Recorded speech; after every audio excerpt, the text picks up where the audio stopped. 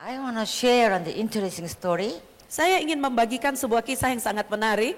A traveler in the US asked police officer, Satu kali seorang turis di Amerika bertanya kepada seorang polisi, "Policeman, please introduce me the church to worship on Sunday." Pak polisi, tolong tunjukkan kepadaku gereja yang bisa aku kunjungi untuk aku kebaktian hari Minggu nanti. Then the police officer told him the church in the far distance, over there. Dan kemudian si Pak polisi ini memberitahukan kepada turis ini, oh pergi saja ke gereja di sana tapi jaraknya jauh sekali.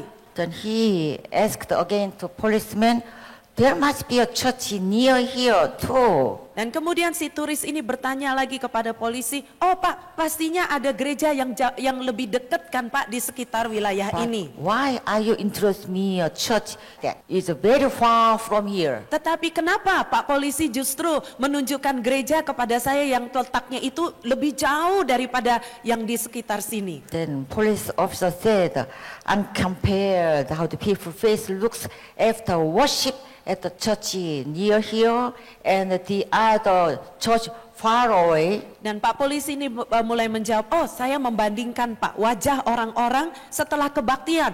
Saya bandingkan orang-orang yang kebaktian di gereja yang jauh itu dengan gereja yang di dekat sini. Those who came from the church far away looks more joyful. Orang-orang yang kebaktian di gereja yang jauh itu wajahnya itu kelihatan lebih penuh dengan sukacita. Also, I am not a Christian. I know joyful or not joyful at the church. Dan polisi ini menarik sekali, dia berkata, sekalipun saya bukan orang Kristen tapi saya mereka yang bersukacita di gereja yang jauh itu. That's why I introduced the church, wonderful church, and you are not regret to visit the church. Sehingga itulah sebabnya saya memperkenalkan kepada Anda gereja yang jauh itu supaya Bapak nggak nyesel nanti mengunjungi gereja itu. Your church is a wonderful church. Saudaraku, gereja Anda ini adalah gereja yang sangat luar biasa. When you worship and after that, when you go back home, then it's a joyful face or awful face. Which one do you want? Saudaraku, ketika Anda beribadah dan nanti Anda pulang, Anda mau punya muka yang penuh dengan sukacita atau muka yang cemberut gitu atau muka yang sedih? Yang mana yang Anda mau? Smile. Pasti muka yang tersenyum. Joyful face. Muka yang joyful face. sehingga mereka yang bisa melihat wajah Anda, mereka lihat ada sukacita di wajah Each Anda. one, please, joyful, happy. Sehingga Anda masing-masing boleh lihat kepada teman-teman di sebelahnya. Anda bagikan sukacita di dalam diri Anda kepada God mereka. bless you. Anda boleh sampaikan Tuhan I'm so glad to memberkati. see you. Aku senang sekali ketemu And the kamu happy sore ini. life. And something like that. Biar hidupmu penuh dengan sukacita. Kata-kata yang membangkitkan seperti itu. Bible said Habakkuk 3:18. Namun aku akan bersorak-sorak di dalam Tuhan, beria-ria di dalam Allah yang menyelamatkan aku. Jesus Christ, the Son of God, died on the cross for the sinful human and led to way of salvation. Saudaraku, Yesus Kristus Putra Allah sudah mati di kayu salib untuk kita semua manusia yang berdosa dan membuka jalan kepada keselamatan. So for we have saved only by the priceless grace of God. Sehingga dengan demikian kita semua sudah diselamatkan hanya karena anugerah dari Tuhan yang tak ternilai harganya itu. We all have overflowing joy of salvation in our hearts. Sehingga dengan demikian kita bisa memiliki sukacita akan keselamatan yang berlimpah-limpah di dalam hati kita. Even if we have many difficulties in our life, Sekalipun kita di sini mungkin sedang punya banyak kesukaran di dalam kehidupan ini, I hope to share the joy of salvation and we receive from God with our neighbors too. saya berharap dengan judul menjalani hidup sukses di dalam Tuhan. And dear brothers and sisters, successful life in God. Saudara-saudariku yang terkasih, kita harus mau menjalani hidup sukses di dalam Tuhan. Number one, rejoice at the moment now. Yang pertama, bersukacita pada momen ini, sekarang. There is an interesting story. Saudaraku, ada kisah yang sangat menarik. There was a watchmaker. He devoted his whole life on making watch. Ada seorang ahli arloji di mana orang ini mengabdikan seumur hidupnya membuat banyak jam tangan atau banyak arloji. For the last time in his life, he gave a watch that he made for his son. Tetapi untuk terakhir kali di dalam kehidupannya dia membuat sebuah arloji dan dia serahkan, dia berikan kepada anaknya. But interestingly, the hour hand of the watch was made in the copper. Tetapi sangat menarik untuk diperhatikan, jarum jam yang menunjukkan jam itu terbuat dari tembaga. And the minute hand of watch was made in the silver. Tetapi jarum yang menunjukkan menit dibuat dari perak. And the second hand of watch was made in the gold. Dan orang ini memperhatikan bahwa jarum jam yang menunjukkan menit terbuat dari perak. The son asked while holding the watch from his father. Dan kemudian anak laki-laki ini sementara dia pegang arloji itu dia bertanya kepada papanya. Father, why is the biggest hour hand made in the copper? Dan dia It should be the gold. Dan anak ini bertanya, bukankah jarum jam yang paling halus itu yang menunjukkan detik? Justru itu dong yang harus terbuat dari tembaga. Shouldn't the smallest second hand is made in the copper, not gold? Bukankah seharusnya jarum yang paling halus yang menunjukkan detik itu dibuat dari tembaga saja dan bukannya terbuat dari emas seperti ini? Then the father gave his son his important message. Dan kemudian ayahnya ini memberikan sebuah pesan yang sangat penting kepada anaknya. How can a man who wastes 1 second save an hour? Bagaimana bisa seseorang itu yang membuang-buang waktu 1 detik sanggup menyelamatkan waktu 1 jam? The person who save even 1 second can be successful in life. Orang yang mampu menyelamatkan sekalipun hanya 1 detik dalam hidupnya, orang ini bisa sukses. Likewise, depend on how we use our time, our life will change. Demikian juga saudaraku bergantung dari bagaimana cara kita mempergunakan waktu ini, maka hidup kita akan berubah karenanya. Then how shall we live our life? Kalau begitu, bagaimana caranya kita menjalani kehidupan ini? 1 Thessalonians 5:16 through 18, you know that. Bersukacitalah senantiasa, tetaplah berdoa, mengucap syukurlah dalam segala hal, sebab itulah yang dikehendaki Allah dalam Kristus Yesus bagi kamu. According to God's will, we should rejoice always in our daily life. Sesuai dengan kehendak Allah, kita harus senantiasa bersukacita di sepanjang umur kehidupan kita. You know what is the opposite word of joy? Anda tahu saudaraku, apakah lawan dari sukacita atau kebalikan dari sukacita? Somebody says it's not the sorrow, that is unbelief. Ternyata bukan kesedihan tetapi ketidakpercayaan. So if we unbelieve, then we resent, complain, and we are discouraged. Sehingga kalau kita punya ketidakpercayaan, rasa tidak percaya, maka kita akan gampang kecewa, gampang merasa marah, dan gampang tawar hati. The demon, our enemy, like to make us like that. Iblis itu, musuh kita, dia suka membuat kita menjadi kecewa dan tawar hati. Devil says so, tempt us. Iblis itu senang sekali mencobai kita. You know, in the Bible said that be joyful always, but the demon said, no, be discouraged always. Saudaraku, kalau Alkitab berkata bersukacitalah senantiasa, tapi iblis selalu membisikkan pada kita kecewa saja, terus-terusan. The Bible said, pray continually, but the demon said, no, listen continually. Kalau Alkitab mengajak kepada kita tetaplah berdoa, maka iblis akan bisikan pada kita, marahlah terus, dendamlah terus. And Bible said, give thanks in all circumstances, but the demon said, no, keep complain in all circumstances. Kalau firman Tuhan mengajak kepada kita, mengucap syukurlah dalam segala hal senantiasa, tapi iblis selalu bisikan kepada kita, mengeluh saja terus, komplain terus. This is the demon's will for you, you know that. Sebab ini semua adalah yang diinginkan iblis terjadi kepada kita. Kita tahu akan hal ini. We discourage or reject or complain, then is a demon like that. Kalau kita terus-menerus komplain, terus-menerus mengeluh, tawar hati, kecewa, nah ini yang paling disukai oleh iblis terjadi atas kita. So we better not complain on the current conditions, but rejoice always at this moment. Sehingga saudaraku, ayo lebih baik kita tidak komplain atau mengeluh untuk situasi yang sekarang ini, tetapi mari lebih baik kita bersukacita di waktu yang sekarang ini. Haleluya. Haleluya. Haleluya. Haleluya. I want to share an interesting story. Saya ingin membagikan sebuah kisah yang sangat menarik. A traveler in the U.S. asked police officer, Satu kali seorang turis di Amerika bertanya kepada seorang polisi, "Policeman, please introduce me the church to worship on Sunday." Pak polisi, tolong tunjukkan kepadaku gereja yang bisa aku kunjungi untuk aku kebaktian hari Minggu nanti. Then the police officer taught him the church in the far distance, over there. Dan kemudian si Pak polisi ini memberitahukan kepada turis ini, oh pergi saja ke gereja di sana tapi jaraknya jauh sekali.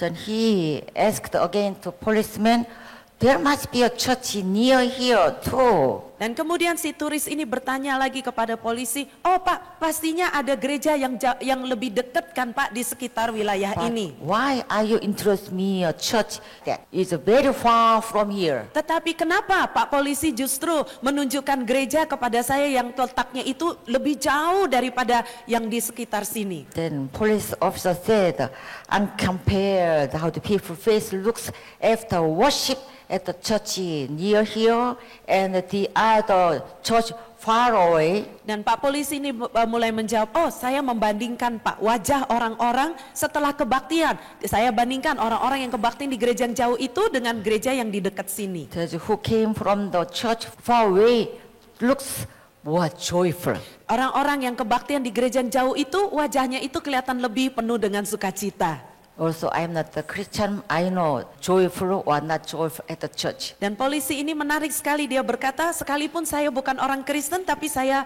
mereka yang bersukacita di gereja yang jauh itu. That's why I introduced the church, wonderful church, and you are not regret to visit the church. Sehingga itulah sebabnya saya memperkenalkan kepada Anda gereja yang jauh itu supaya Bapak nggak nyesel nanti mengunjungi gereja itu. Your church is a wonderful church. Saudaraku, gereja Anda ini adalah gereja yang sangat luar biasa. When you worship and after that, when you go back home, then it's a joyful face or awful face. Which one do you want? Saudaraku, ketika Anda beribadah dan nanti Anda pulang, Anda mau punya muka yang penuh dengan sukacita atau muka yang cemberut gitu atau muka yang sedih? Yang mana yang Anda mau? Smile. Pasti muka yang tersenyum. Joyful face. Muka yang joyful face. sehingga mereka yang bisa melihat wajah Anda, mereka lihat ada sukacita di wajah Each Anda. one, please, joyful, happy. Sehingga Anda masing-masing boleh lihat kepada teman-teman di sebelahnya. Anda bagikan sukacita di dalam diri Anda kepada God mereka. bless you. Anda boleh sampaikan Tuhan I'm so glad to memberkati. see you. Aku senang sekali ketemu And the kamu happy sore ini. life. And something like that. Biar hidupmu penuh dengan sukacita. Kata-kata yang membangkitkan seperti itu. Bible said Habakkuk 3:18. Namun aku akan bersorak-sorak di dalam Tuhan, beria-ria di dalam Allah yang menyelamatkan aku. Jesus Christ, the Son of God, died on the cross for the sinful human and led to way of salvation. Saudaraku, Yesus Kristus, Putra Allah sudah mati di kayu salib untuk kita semua manusia yang berdosa dan membuka jalan kepada keselamatan. So for we have saved only by the priceless grace of God. Sehingga dengan demikian kita semua sudah diselamatkan hanya karena anugerah dari Tuhan yang tak ternilai harganya itu. We all have overflowing joy of salvation in our hearts. Sehingga dengan demikian kita bisa memiliki sukacita akan keselamatan yang berlimpah-limpah di dalam hati kita. Even if we have many difficulties in our life, Sekalipun kita di sini mungkin sedang punya banyak kesukaran di dalam kehidupan ini, I hope to share the joy of salvation and we receive from God with our neighbors too. saya berharap kita semua mampu membagikan sukacita keselamatan yang kita sudah terima dari Tuhan dengan sesama kita. And the second one is rejoice even in hardship. Dan yang kedua, bersukacita sekalipun dalam masa kesukaran. Philippians 4:4. Bersukacitalah senantiasa di dalam Tuhan. Sekali lagi kukatakan, bersukacitalah. In this scripture, we can see this word always as an emphasized word. Di dalam ayat ini kita bisa melihat kata senantiasa sebagai penekanan di dalamnya. Why does God say to us the rejoice always? Kenapa Allah berkata kepada kita untuk kita bersukacita senantiasa?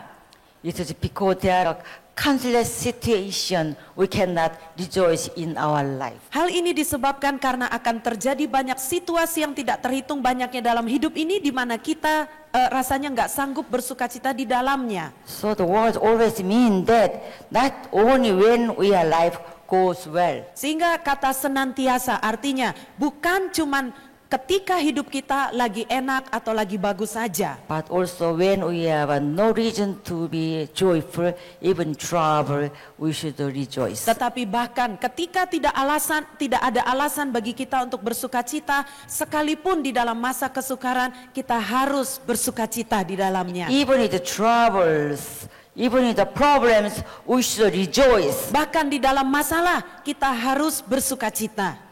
Everyone can rejoice at the present time. Saudaraku, siapa aja pasti bisa bersukacita ketika keadaan lagi bagus, lagi enak. But in the desperate time, even when there is nothing we can do, but only pray. Tetapi di dalam saat-saat kita terdesak atau terjepit, ketika tidak tahu lagi harus berbuat apa, tetapi hanya bisa berdoa saja. This is the God's will to rejoice and give thanks. Di tengah-tengah situasi seperti itu, ini merupakan kehendak Allah untuk kita bersukacita dan tetap mengucap syukur. In the Bible, on the second mission trip, the Apostle Paul saw a vision at one night. Di dalam firman Tuhan dikatakan dalam perjalanan misi yang kedua dari Rasul Paulus, Paulus melihat sebuah penglihatan di malam hari. Acts 16:9. Pada malam harinya tampaklah oleh Paulus suatu penglihatan, ada seorang Makedonia berdiri di situ dan berseru kepadanya, katanya, menyeberanglah kemari dan tolonglah kami. In Troas, Paul heard the honest request in vision from Macedonian men. Di Troas, di sini Paulus mendengar sebuah permohonan dari sebuah penglihatan. Orang Makedonia itu memohon kepada Paulus, mari menyeberanglah kemari. Macedonian men said, come over to Macedonia, please. Then this Macedonia is Europe at the time. Orang Makedonia itu memohon kepada Paulus, mari menyeberanglah kemari untuk membantu kami. Makedonia ini ada di wilayah Eropa pada zaman modern ini. Then after he saw the vision, he had to change his plan from Asia to Europe for his mission trip by the Holy Spirit. Kemudian Paulus oleh karena tuntunan Roh Kudus mengubah rencana perjalanan misinya dari Asia menuju ke Eropa. And then he arrived in the Philippi city in the Macedonian Sila. Dan kemudian Paulus tibalah di kota Filipi di Makedonia bersama dengan Silas. While preaching the gospel, Paul cast out the slave of girls possessed with the spirit of divination. Ketika Paulus sedang memberitakan Injil di tempat itu, Paulus mengusir roh jahat dari seorang perempuan yang memiliki roh tenung. Then the slaves girl's owner could not earn the money from her anymore. Dan kemudian ternyata perempuan ini bekerja kepada seseorang dan mencari uang dengan roh tenung itu, dan karena sudah diusir roh tenungnya, dia tidak bisa lagi memperoleh uang. And the owners upset and they dragged Paul and Silas to the authorities. Sehingga majikan dari perempuan itu merasa marah dan kesal kepada Paulus dan Silas, dan akhirnya mereka berdua diseret kepada penguasa di daerah tersebut. You know, Paul and Silas, they didn't a bad thing. Paulus dan Silas ketika itu mereka tidak melakukan hal yang jahat. Only they cast out the demon. Yang dikerjakan oleh Paulus dan Silas ketika itu adalah mengusir roh jahat, mengusir roh tenung. But Paul and Silas were put in the prison after they have been several flogged. Tetapi sebagai akibat dari kejadian itu, Paulus dan Silas malah ditaruh di dalam penjara dan mereka disiksa ketika itu. After the deliverance miracle of evil spirit, Paul has a trouble instead. Bahkan setelah mujizat pelepasan daripada roh jahat itu, justru Paulus malah kena masalah karenanya. Maybe they can complain, oh God, are you really alive? I had a good thing. I cast a demon from her, for her. Why do I have to in a prison? Maybe they can say that too. Dalam kondisi demikian, Paulus dan Silas mungkin saja mengeluh, komplain kepada Tuhan, Tuhan, engkau benar ada nggak sih? Kami tidak melakukan yang jahat, kami melakukan yang baik, mengusir roh tenung dari perempuan itu, tapi ini yang terjadi pada kami. But they didn't do that. Even in the prison, they pray and praise God. Then what happened? Tetapi di dalam penjara mereka tidak mengeluh, justru mereka berdoa, mereka memuji Tuhan, dan kemudian apa yang terjadi setelah itu? God heard Paul and Silas sing. Allah mendengarkan ketika Paulus dan Silas menaikkan puji-pujian kepada Tuhan. Then God, I don't want to stand anymore. I will go and help them. Dan kemudian Allah mulai katakan, oh aku tidak bisa tahan diam-diam lagi, aku harus turun menolong mereka berdua. Open the door, open the prison door. Dan kemudian akhirnya semua pintu penjara itu pun terbuka. He sent the earthquake. Allah mengirimkan gempa bumi ke penjara itu. But the God's miracle, all the prison doors flee open suddenly by the earthquake. Sehingga inilah mujizat yang Allah kerjakan. Pintu-pintu penjara itu pun terbuka. Then the jailers tremble. What's going on? All the doors open. How can I do? Dan kemudian si kepala penjara ini pun ketakutan, dia gemetar. Karena semua pintu-pintu penjara terbuka sehingga dia bingung, apa yang harus aku lakukan? Then Paul said, don't tremble, believe Jesus Christ. God is living God.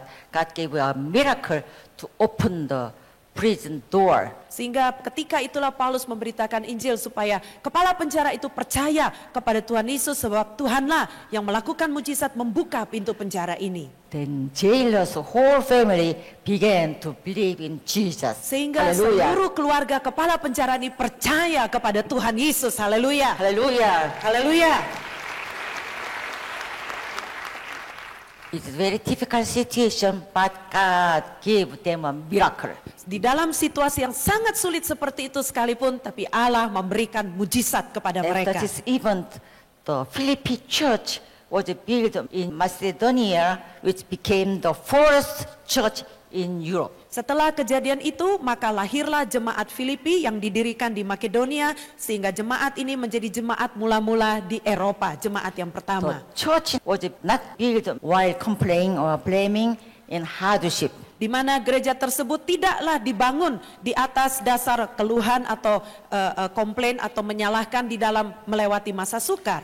Philippi church was built with rejoicing and praising even in difficulties. Gereja di Filipi itu dibangun di atas dasar bersukacita dan memuji Tuhan sekalipun dalam kesukaran. Therefore, for life train of thanksgiving and joy beyond our situation. Karena itu, di dalam sepanjang kehidupan kita akan terus-menerus dilatih untuk terus mengucap syukur dan bersukacita apapun situasi yang harus kita hadapi. There must be the blessing station that waits us. Karena pasti saudaraku kita akan nyampe di stasiun keberkatan itu untuk kita. I want to tell the interesting story. Russian scientists did the experiment on animals. Saudaraku, saya ingin menyampaikan sebuah kisah yang sangat menarik. Ada seorang ilmuwan Rusia melakukan eksperimen atas binatang-binatang. They divided the animal into two groups. Mereka membagi kedua hewan atau binatang ini dalam dua kelompok percobaan pada hewan. First group in animal, they provide the good things, good food and the ideal living conditions. Di dalam kelompok hewan-hewan yang pertama ini mereka disediakan sebuah lingkungan yang ideal. Semuanya bagus, dikasih makan yang enak, semua disediakan dengan For baik. instance, they gave enough food, fresh air and the comfort, warm and not cold, not hot environment, something like that. Contohnya mereka dikasih makan yang enak, dikasih makan bagus, udaranya segar, lingkungannya nyaman, tidak terlalu panas, tidak juga terlalu dingin. Jadi enak banget kondisinya. Nothing attacked these animals. Dan tidak ada satupun yang menyerang hewan-hewan But ini. second group of the animal, they provide in the space with the both tension, then later joy, and tension and joy, and alternately. Tetapi menarik sekali di kelompok hewan-hewan yang kedua ini, mereka ditaruh di sebuah tempat, tapi disediakan dua hal, dikasih tekanan, baru kemudian dikasih sukacita, dikasih tekanan, kemudian sukacita, ganti-gantian.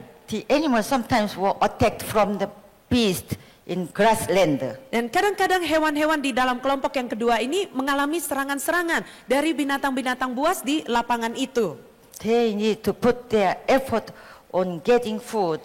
Dan di kelompok binatang yang kedua ini mereka pun harus berusaha keras untuk bisa dapat makanan. They couldn't ease the tension at all. Dan mereka tidak bisa tenang-tenang menghadapi tekanan yang ada. The scientists report the result. Funny things happen. Dan kemudian hal yang aneh ini terjadi, ilmuwan ini akhirnya memberikan hasil sebagai berikut. The comfortable surround get yield easily and died more quickly than those in the tension. Ternyata hewan-hewan yang diletakkan di lingkungan yang begitu nyaman, mereka mudah sekali terserang penyakit, mati lebih cepat dibandingkan hewan-hewan yang ditaruh di wilayah yang penuh tekanan dan ketegangan. It's funny, isn't it? Ini aneh kan saudara? The Psalm is 119:71. Bahwa aku tertindas itu baik bagiku, supaya aku belajar ketetapan-ketetapanmu.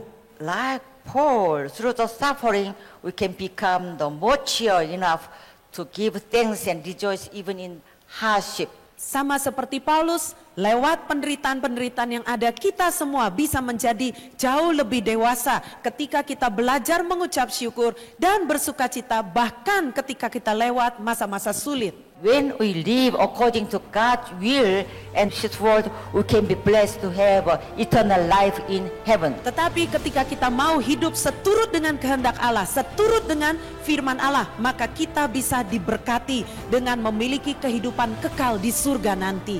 Soon you will have given the crown of victory from heaven. Sebab saudaraku, segera setelah kehidupan ini engkau akan diberikan mahkota kemenangan. Haleluya. Amin. Amin.